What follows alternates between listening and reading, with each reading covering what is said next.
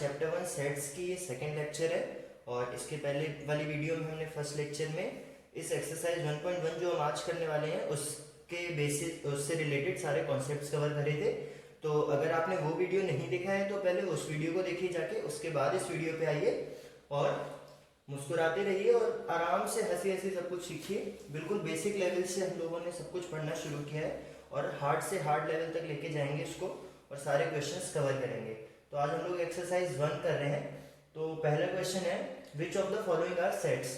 तो यहाँ पे 9 अलग अलग स्टेटमेंट्स लिखे हैं और हमें बताना है कि इनमें से कौन से सेट है, सेट का एक पर्याप्त एग्जाम्पल है और कौन से नहीं है। तो पहला है collection of all months of a year beginning with letter J. तो क्या आप बता सकते हैं, पता लगा सकते हैं कि कौन से लेटर जे से स्टार्ट होने वाले मंथ्स होते हैं एक ईयर में।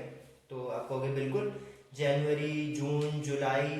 हमें पता है, मतलब एक फाइनाइट नंबर ऑफ लेटर्स हैं जिन्हें हम पता भी लगा सकते हैं, जो कि सबके लिए कॉमन है। एक यूनिवर्सल फैक्ट है कि जनवरी जे से स्टार्ट होता है और एक महीना है। तो ये collection of all months of a year एक सेट का एग्जाम्पल है। अभी देखो collection of 10 most talented writers of India. तो क्या आप ये चीज कभी भी पता लगा सकते हो कि 10 सबसे ज्यादा टैलेंटेड राइटर्स ऑफ इंडिया कौन है। हो सकता है आपके लिए कोई और सबसे ज्यादा टैलेंटेड 10 हो, आपके फ्रेंड के लिए कोई और हो, किसी के लिए कोई और हो। तो हम लोग कभी भी ये चीज एग्जैक्ट टर्म्स में नहीं बोल सकते यूनिवर्सली, क्योंकि कभी भी यूनिवर्सली 10 राइटर्स बेस्ट और या फिर मोस्ट टैलेंटेड राइटर्स के रूप में एक्सेप्ट नहीं होंगे, इसलिए ये एक सेट नहीं है। ऐसे ही a team of 11 best batsman in the world. तो क्या आप कभी भी कोई भी 10 या यहाँ पर 11 है तो 11 प्लेयर्स को बेस्ट बैट्समैन बोल सकते हो सकता है आपके लिए कोई और बेस्ट हो, आपको विराट कोहली अच्छा लगता हो, किसी और को विराट कोहली अच्छा ना लगता हो, रोहित शर्मा अच्छा लगता हो। तो हम लोग कभी भी यूनिवर्सली 11 प्लेयर्स को बेस्ट बैट्समैन एक्सेप्ट नहीं कर सकते। वैसे भी ये टीम हारनी है अगर बेस्ट बैट्समैन की टीम बनाएगी, कोई बॉलर हो गई। आरसीबी इसीलिए तो हार जाती है हर बार। तो चलिए अगला है अ collection of all boys in your class. तो आपकी क्लास में कितने लड़के पढ़ रहे हैं, क्या आप ये चीज कैलकुलेट कर सकते हो? बिल्कुल कर सकते हो और ये यूनिवर्सली एक्सेप्टेड है कि आपकी क्लास में हर कोई मानेगा कि उतने लड़के पढ़ रहे हैं, तो ये एक सेट होगा। ऐसे ही collection of all natural numbers less than 100। तो ये भी एक यूनिवर्सल फैक्ट है कि 1 से लेके 99 तक जितने भी नंबर्स हैं वो सारे नेचुरल नंबर्स हैं और 100 से कम भी हैं, तो ये भी सेट हो गया हमारा। A collection of novels written by writer Munshi Premchand. तो अब हम सबको पता है और मुंशी प्रेमचंद जी को भी पता है कि उन्होंने कितनी नॉवेल्स लिखी हैं, तो ये भी यूनिवर्सली एक्सेप्टेड चीज है कि उन्होंने इतनी पर्टिकुलर नंबर ऑफ नॉवेल्स लिखी हैं, तो ये भी एक सेट का एग्जांपल हो गया। अभी है the collection of all even integers. तो ये भी यूनिवर्सल फैक्ट है, सबके लिए वही इंटीजर्स हैं, सब लोग एक्सेप्ट करेंगे कि 1 से लेके जहां तक भी काउंटिंग जाती है वहां तक सारे इवन इंटीजर्स हैं। 2, 4, 6, 8 जितने भी 2 के मल्टीपल्स होंगे, तो ये भी एक सेट हो गया। अभी है अ collection of questions in this chapter. तो बिल्कुल अभी आप काउंट करने बैठ जाओ और आप काउंट कर लोगे कि कितने, जितने आप काउंट करोगे अगर आपका दोस्त भी पढ़ा लिखा है तो वो भी उतने ही काउंट करेगा। अब उसकी मैथ्स वीक है तो अलग बात है कि वो अलग कैलकुलेट कर लेगा।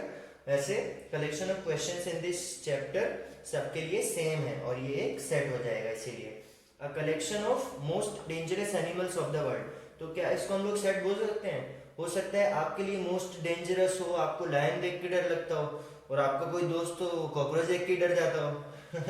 वैसे कॉकरोच एक एनिमल नहीं है।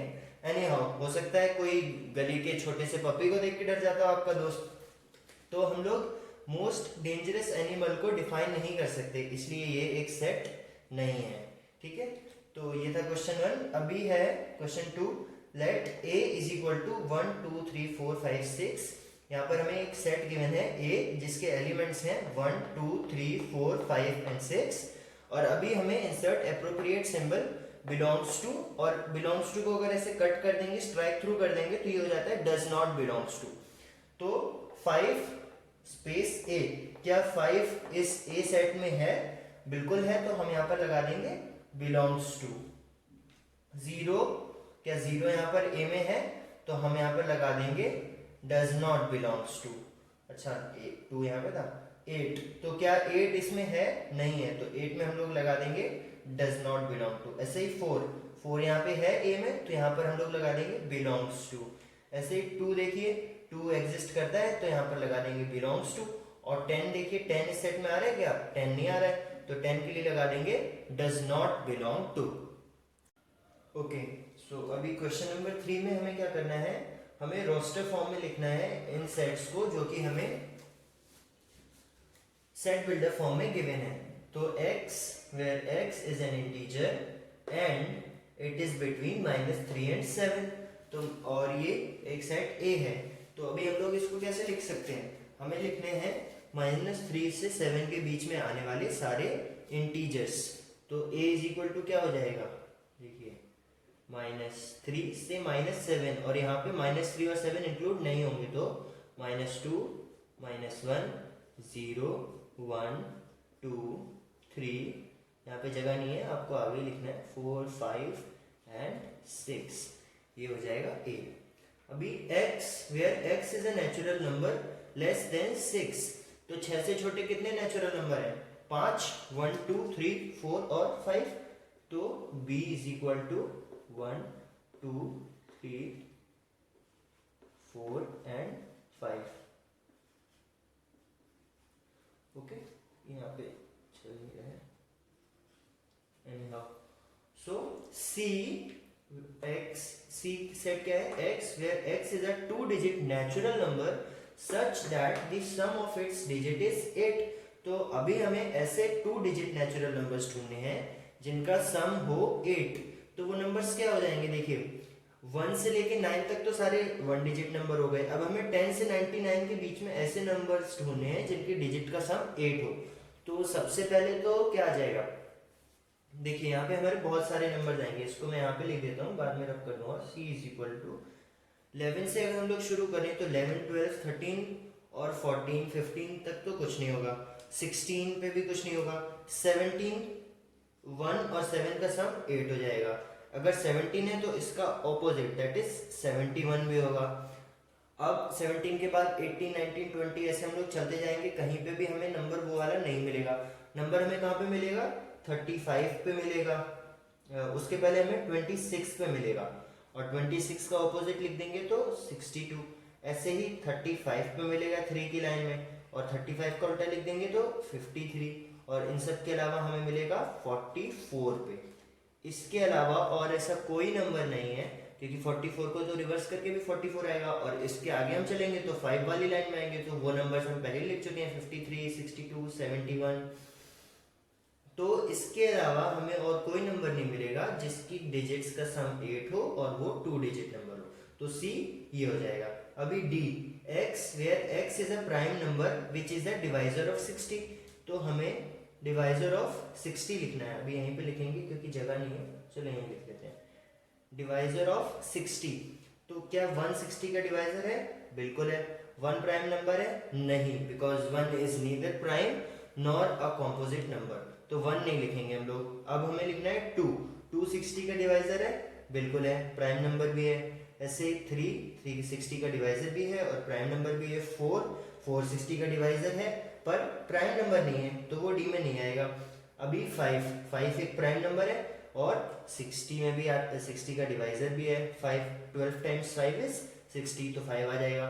6 प्राइम नंबर नहीं है, डिवाइजर तो है। ऐसे ही 7 8 9 10 कुछ नहीं आएगा। 11 12 60 का डिवाइजर है पर प्राइम नंबर नहीं है। 13 14 15 फिर से 60 का डिवाइजर है पर प्राइम नंबर नहीं है। तो ऐसे ही अब 60 के लिए सिर्फ ये 3 नंबर्स हैं, ये 2 नंबर्स हैं 2 और 3, जो कि 2 3 और 5 जो कि 60 के डिवाइजर भी हैं और प्राइम नंबर्स भी हैं। अभी देखिए E, the set of all letters in the word trigonometry, तो ये तो बिल्कुल सिंपल है। E is equal to trigonometry में आने वाले सारे लेटर्स लिख लेंगे हम लोग, T R I G O N M. E हम लोग लिख चुके हैं? नहीं, ई टी लिख चुके हैं, आर लिख चुके हैं, वाई। बस जो लेटर्स पहले लिख चुके होंगे उनको दोबारा नहीं लिखेंगे। अभी एफ है set of all letters in the word better, तो इसको यहीं पे लिख देते हैं। एफ हो जाएगा बेटर में क्या है, बी, कॉमा लगाना मत भूलना, ई टी और आर। तो बेटर में ये 4 लेटर्स मिलके बेटर वर्ड बन जाता है। तो ये हो गया हमारा क्वेश्चन नंबर 3। अभी है right the following in set builder form.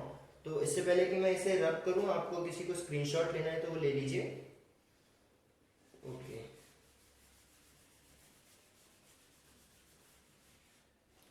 तो अभी हमें 3, 6, 9 एंड 12 को सेट बिल्डर फॉर्म में लिखना है। ये हमें कौन से फॉर्म में गिवन है? फोस्टर फॉर्म में। तो ये सेट बिल्डर फॉर्म में क्या हो जाएगा? x where x is equal to, अभी देखिए क्या चल रहा है, 3, 6, 9, 12। हमें पता है 3 1 3, 3 2 6, 3 3 9, 3 4 12। तो x where x is equal to 3n comma n क्या है? n को हम लोग पहले 1 रखेंगे, फिर 2 रखेंगे, 3 रखेंगे, 4 रखेंगे, तो ये 4 वैल्यूज आ जाएंगी। तो n 1 2 3 4, या तो डायरेक्टली लिख दो where n belongs to natural number and n is less than 5। Less than 5 क्यों? क्योंकि इसमें 5 नहीं इंक्लूड होगा, 4 तक इंक्लूड होगा। 1 2 3 एंड 4, 4 चीज इंक्लूड होंगी।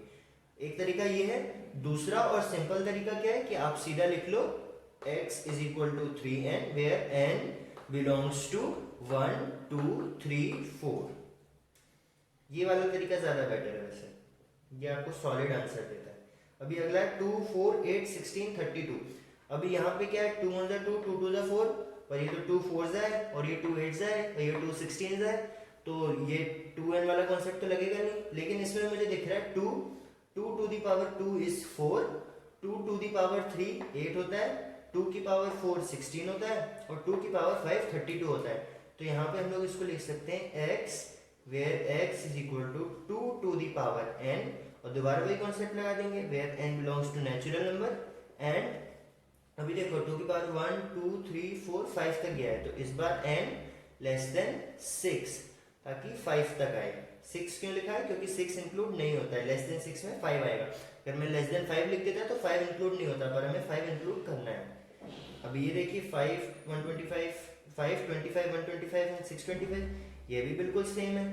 x where x is equal to 5 to the power n, और हम कितने बार चल रहे हैं? 5 की पावर 1, 5 की पावर 2, 5 की पावर 3, 5 की पावर 4, 4 तक चल रहे हैं। तो n belongs to natural number and n is less than 5, क्योंकि हमें 4 तक चलाना है। ऐसे ही 2 4 6 एंड सो ऑन। तो ये क्या है? सारे इवन नंबर है, नेचुरल इवन नंबर्स। तो x where x is a natural even number, as simple as that। अभी लास्ट है 1 4 9 एंड सो ऑन टिल 100। ये ऐसा क्वेश्चन हमने एग्जांपल में भी किया था। ये सब क्या है? 1 1 का स्क्वायर, 4 2 का स्क्वायर, 9 इज 3 का स्क्वायर। तो ये सारे स्क्वायर चल रहे हैं कहाँ तक? 100। और 100 किसका स्क्वायर होता है? 10 का। तो इसको हम लोग लिख देंगे x where x is equal to n square comma n belongs to natural number and n is less than, क्या लिखेंगे? 10 लिखेंगे। 10 लिखेंगे तो हमारा 9 तक ही आएगा 81, पर यहाँ 10 वाला भी इंक्लूडेड है, तो n इज लेस देन 11, ताकि 10 भी इंक्लूड हो जाए। ओके, तो अभी ये लास्ट 2 क्वेश्चन बचे हैं इस एक्सरसाइज के, इनको भी कर लेते हैं आराम से।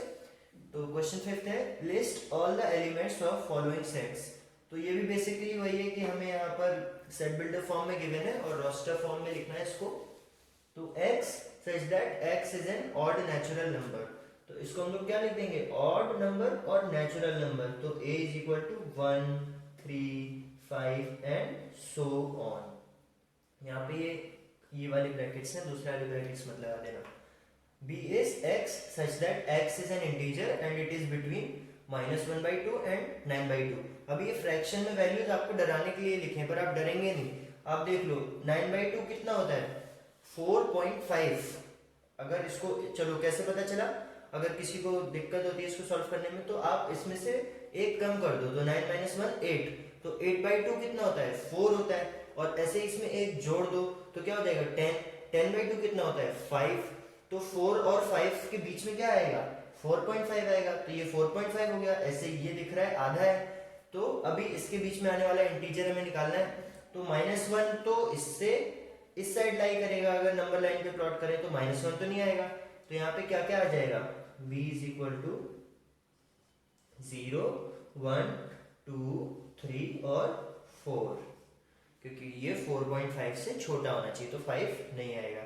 सी such that x where x is an integer and x square is less than 4, तो इंटीजर है तो नेगेटिव वैल्यूज भी लेंगे और पॉजिटिव भी लेंगे।